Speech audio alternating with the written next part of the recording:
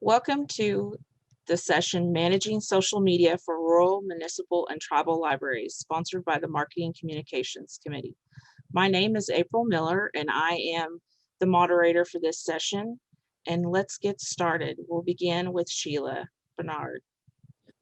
Hi, I am Sheila Bernard. I am the social media manager and youth services instructor for Mustang Public Library. I do tweens and up and all our social media and outreach. So we have four main platforms. We'll go ahead and show you our first video.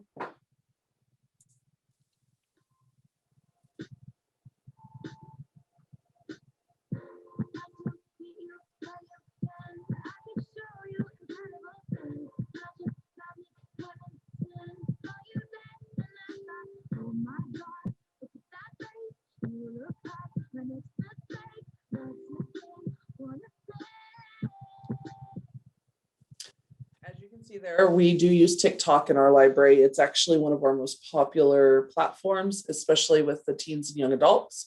And then we have the typical, our Facebook has our most followers. Also, it's the best place to engage our older followers. Instagram has our most interaction with adults, TikTok our most interaction with teens and young adults. And Twitter is our least performing, but as I'll talk about towards the end of this, we have a couple little sneaky things that we've been doing on Twitter that have worked out really good for us. So next slide. I've focused mostly on our TikTok because it is something fairly new that libraries are using. Not a lot of libraries have it. It is the best way to reach teens and young adults. We have a lot of fun with it. As you can see in this next video, our teens and our Teen Leadership Council really like to make videos. I'm actually in this one. It's one of the few I'm in. You wanted to go ahead and play that?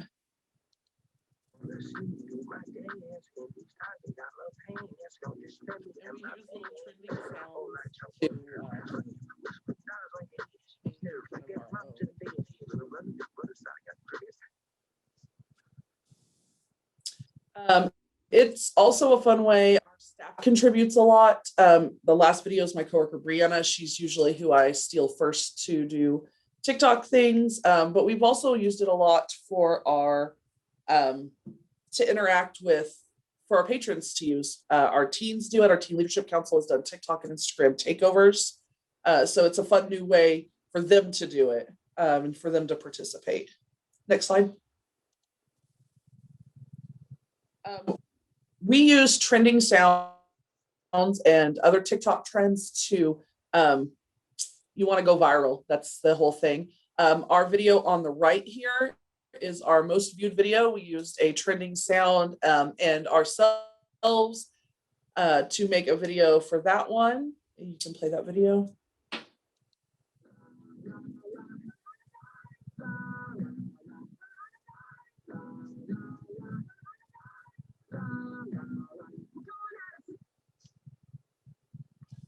We put that one out right before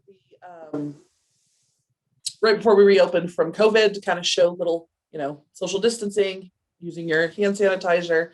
And then we also use trending sounds and just feature our books, which is this next video.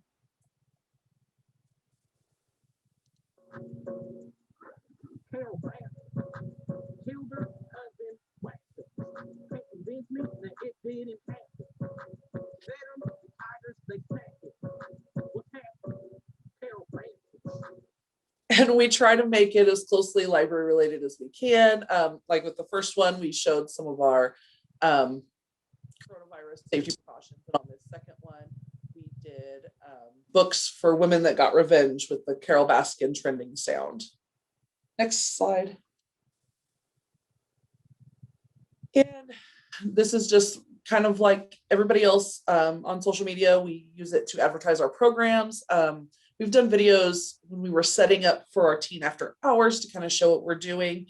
We do a lot of collaboration with patrons too. Last summer when we did everything virtual, we had challenges so they could do a TikTok dance and send it to us, and we put it on our social media and they could earn prizes and doing different things like that. We showcase our books. This is another video where we used a trending sound to showcase our books, and all these are our true crime books. You can play that video. I love this right off the bat. What do you love about it? Well, I'll tell you what. I love it when serial killers have a fun little thing. I don't approve of serial killers, but I think if you're going to kill a bunch of people, you might as well have some fun with it. I feel like you have baseball cards with this guy. I absolutely do that. They don't make serial killers. They probably have. You would own them. No, I think you would own them too. I'd be like, I'll trade you a Casey for a Zodiac.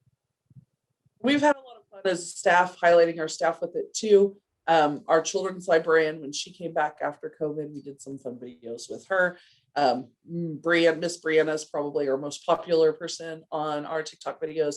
So I'll rope all of them in, or they'll come to me with ideas also.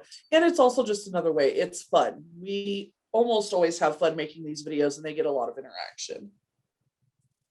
Next slide. And I wanted to talk a little bit about our Twitter. Our Twitter is our least performing social media. We have the least amount of followers, the least amount of interaction. But we have found a few ways of making it work for us in different ways. Every Thursday from 11 to noon Central Time, libraries from all over the US and Canada use the hashtag Ask a Librarian, and they answer questions, they give book recommendations, and we've made some really good connections that way with other libraries. So we do it every week that we're here. We've also had a lot of interaction with authors. I tag authors in anything. If I make a recommendation on Ask a Librarian, I tag the authors.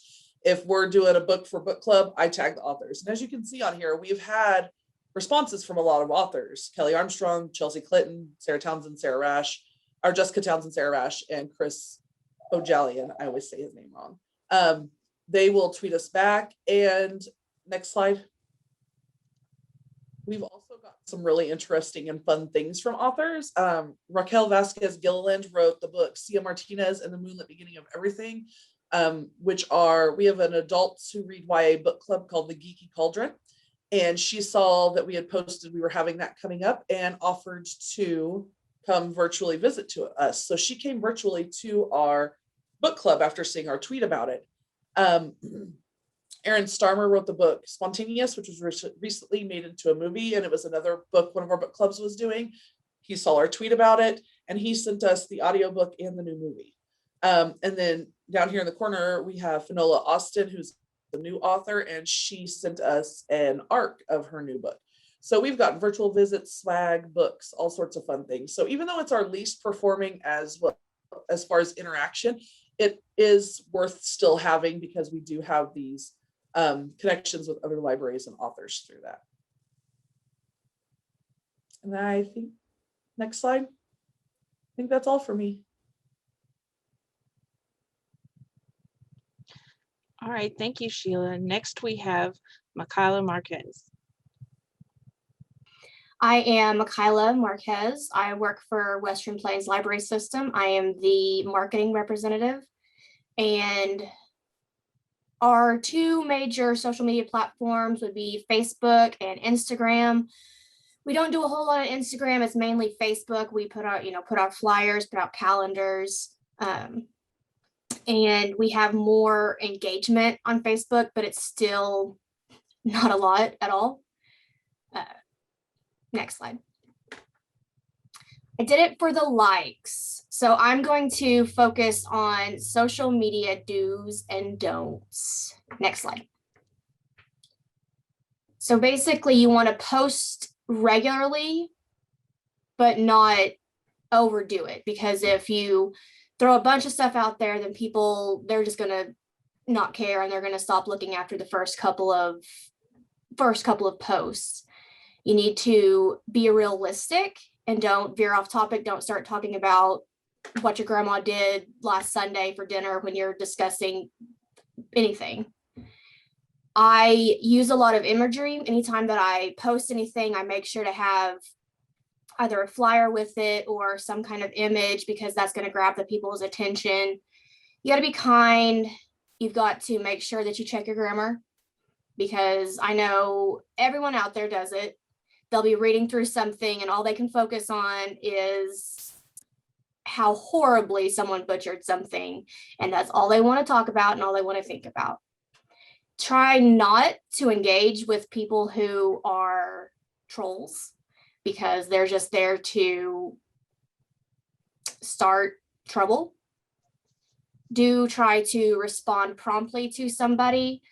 If it's over the weekend, I don't respond as often as I should on the weekend, so they don't get that answer until Monday when I get here. Don't share personal information. That's not the place for it. Don't make bad jokes, but don't get defensive when somebody is critiquing the library. And do thank people for their positive feedback, though, and don't expect everyone to participate, because I post lots of things that I get no responses on, and I get very bummed out. But then I post something that is just silly and I don't want responses on, and that's the thing that everybody decides to comment on. Next slide. So here is just some ideas of when you're making a flyer to post on social media or anywhere, make sure that it is easy to read, that you have good bold colors, that you don't have too many font types, and that you use contrasting fonts on there. Next slide. There is a way to search for images that they are not copyrighted, because we don't want to come back with having to take something down because we used a copyrighted image. You will search for what you want, and you'll go to advanced search, usage rights, and then free to use or share. That's going to limit the images that are available to share, but then we'll know that you won't have anything to worry about. Next slide. So websites to use for design, if you don't have InDesign or Photoshop or things like that, you can go to these websites and they have really good design functions and features. Next slide. And here are some websites for images. They do cost if you are wanting to use them for multiple images. You can get a free trial, and you can always go to Creative Commons, and they have images that should be free that you can use. Next slide. And here are websites for fonts. I love fonts. I love all the different fonts, the swirly fonts, the pretty fonts.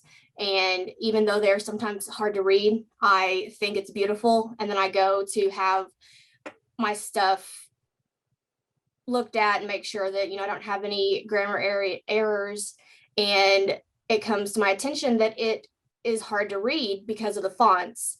So they do have all these fonts that you can use, but just make sure whenever you're posting something that it is easy to read for everyone.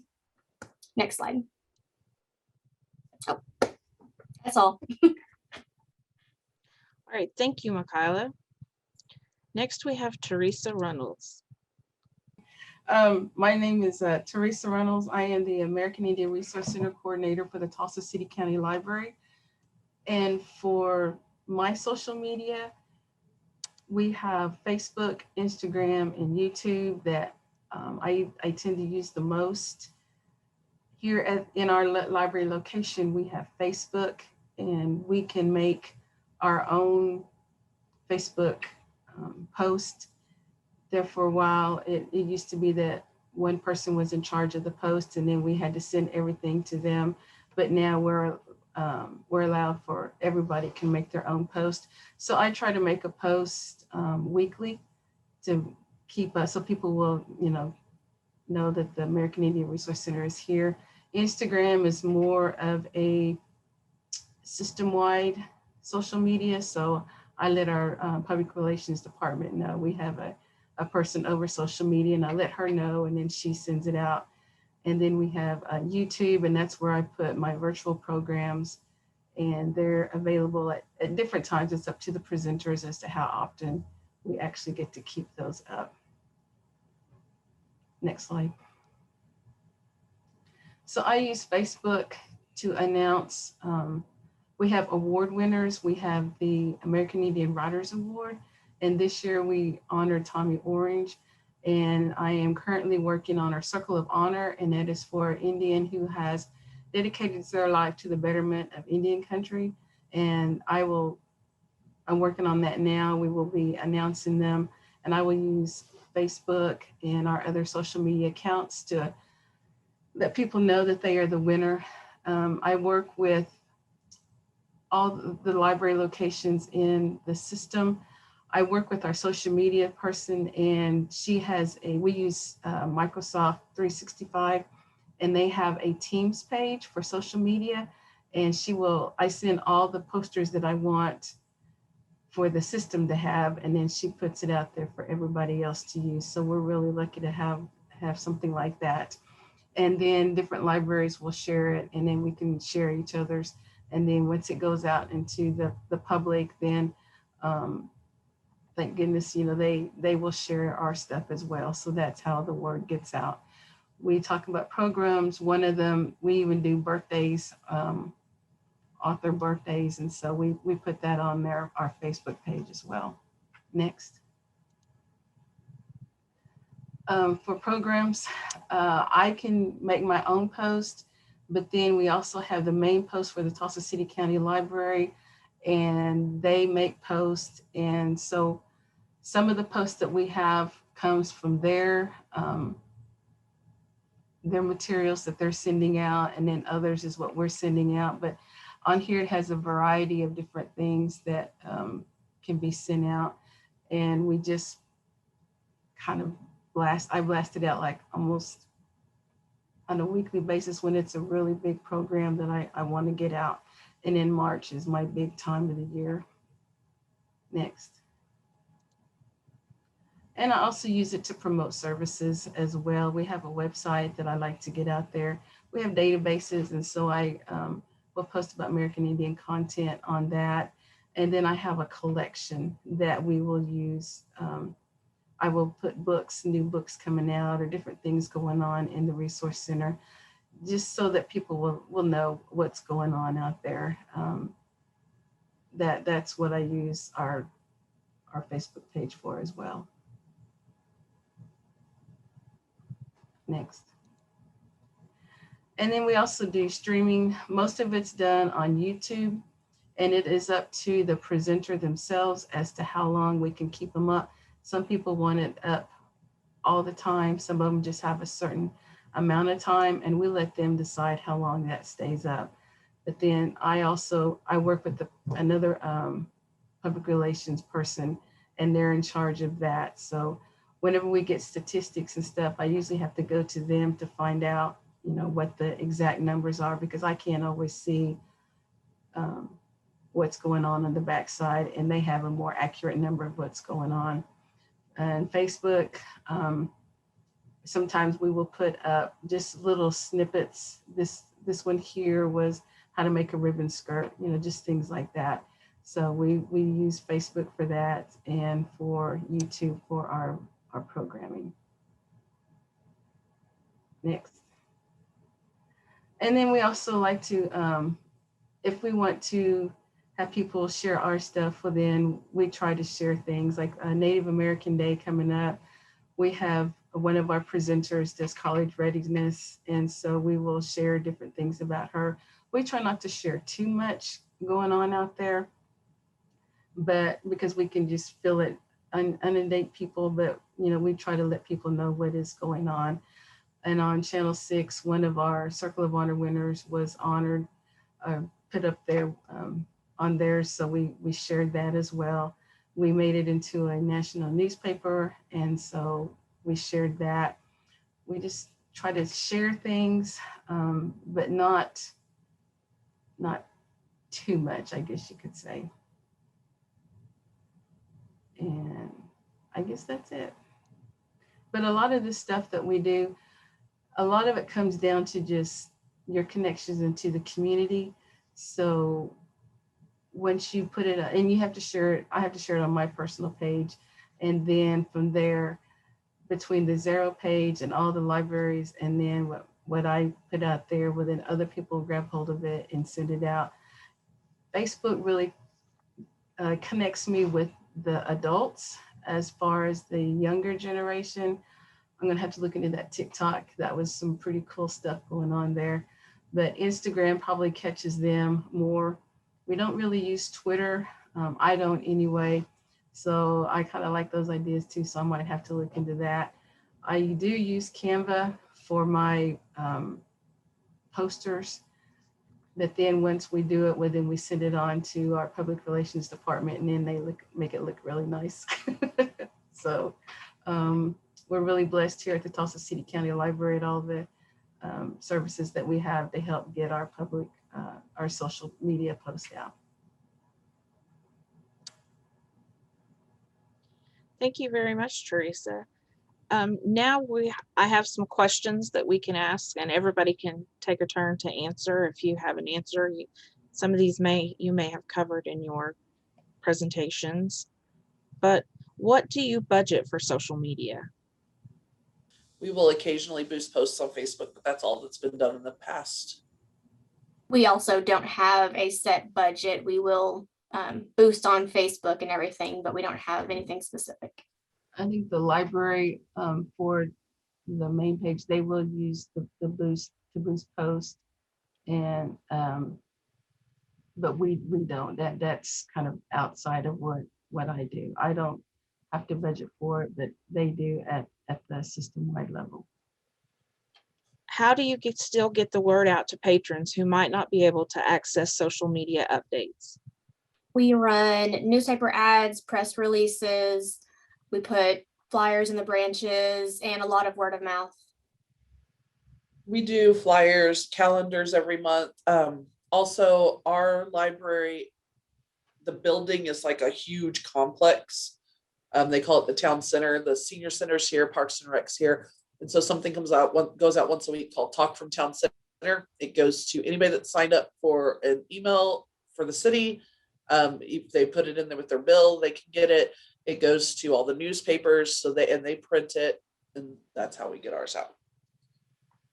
Yeah, for our bigger programs, we use press releases, and they put us on television and radio. I've gotten a whole lot of new interest from people whenever they heard the radio conversations. And then we use posters as well. And word of mouth is probably one of the biggest things out there. What platform gets the most views or usage among your communities? Facebook, and that's still minimal. So Ours, it depends on the age group. It's very, very different for age group. Our Facebook gets our older crowd, our middle age and adults like my age and up is Instagram, and the younger ones TikTok. I would say Facebook. We use the other ones, but I guess I get the most feedback from Facebook. What are your tips for creating engaging posts?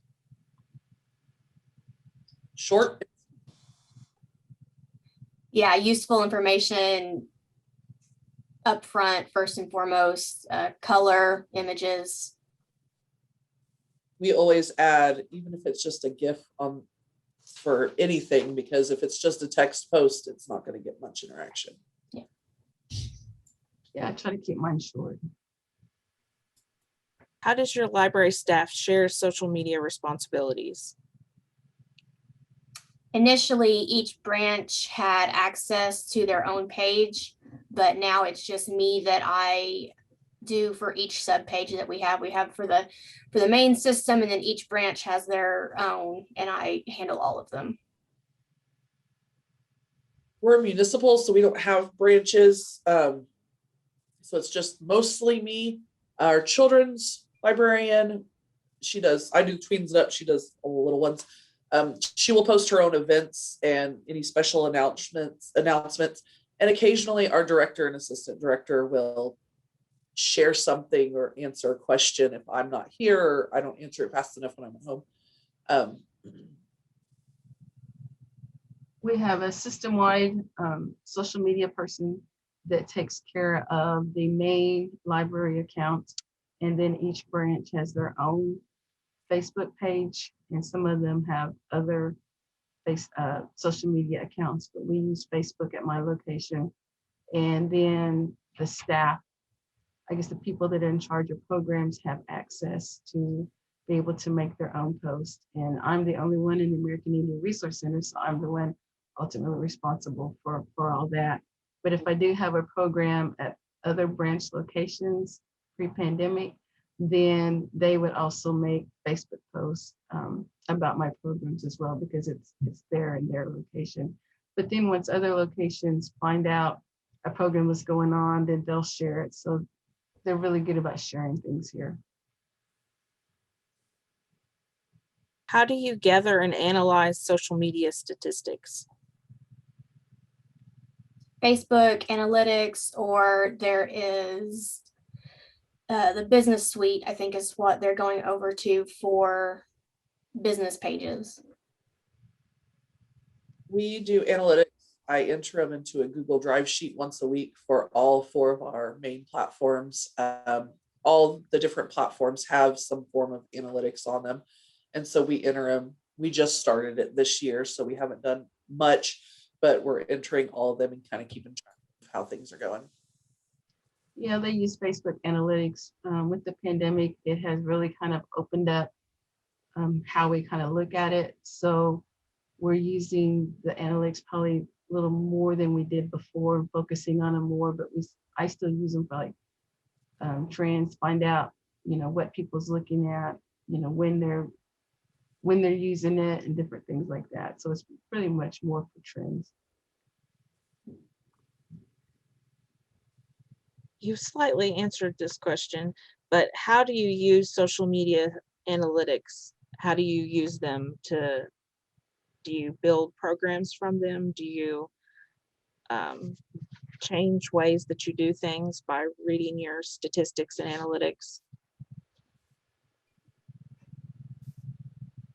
Not really. It's probably just more of, I guess what they're looking at in the time of day. And if you do it at a different time of day, I guess you get more mileage out of it. It's really hard for me to use it for program wise, because it's hard to say. You don't really know how many people, like on YouTube, I don't know how many people's actually watching the program. I might only have, say for instance, 20 people watching the program, but there could be 3 people around the computer and I would never know that. But it's more of the trends, I guess. We use it for board reports and to give to the manager so they know.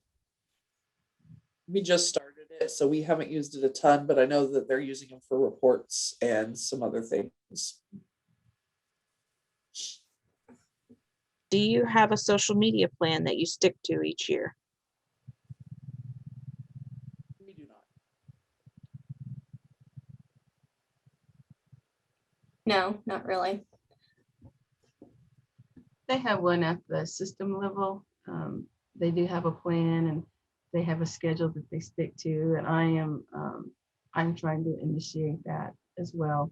I have a monthly schedule that I will that I follow, and then use their guidelines.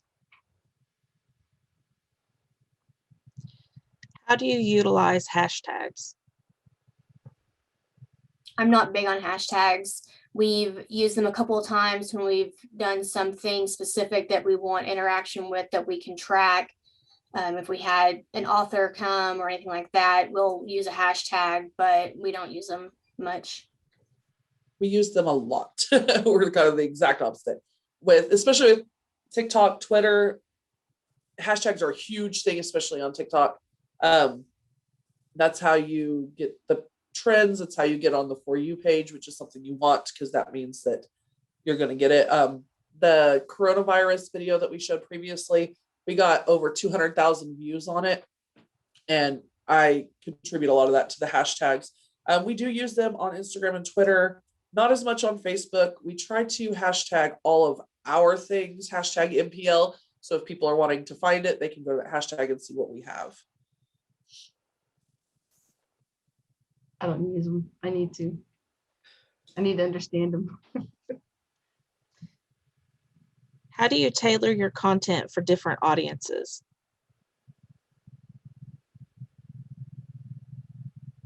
A lot of times for the different audiences, because that's we do what we is going to get to them, that audience, the best. So if we're advertising something for teens, we might put something small on Instagram or Facebook, but we'll do something a little more in depth on Twitter. And if we're going for adults, kind of the opposite. The amount of color that I use on the flyers and everything is targeted towards kids versus teens and adults. I probably make a bigger distinction with the children's programs that I do, but in my community, we're more of a family-oriented community. So, you know, if one does it, then they usually all do it. So we just do family type programs. But if it is specifically towards children, then I do make it more kid friendly. What post or posts have gotten the most attention?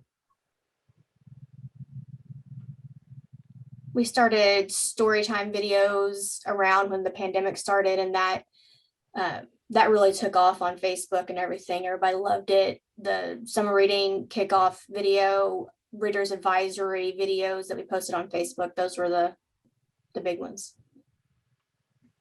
We do on Facebook, our biggest ones that get the most attention are ones that are kind of silly. Again, like if you had to live in the world where of the last book you read, where are you going to end up, how much trouble you're in, things like that. Our coronavirus TikTok also got a lot of attention.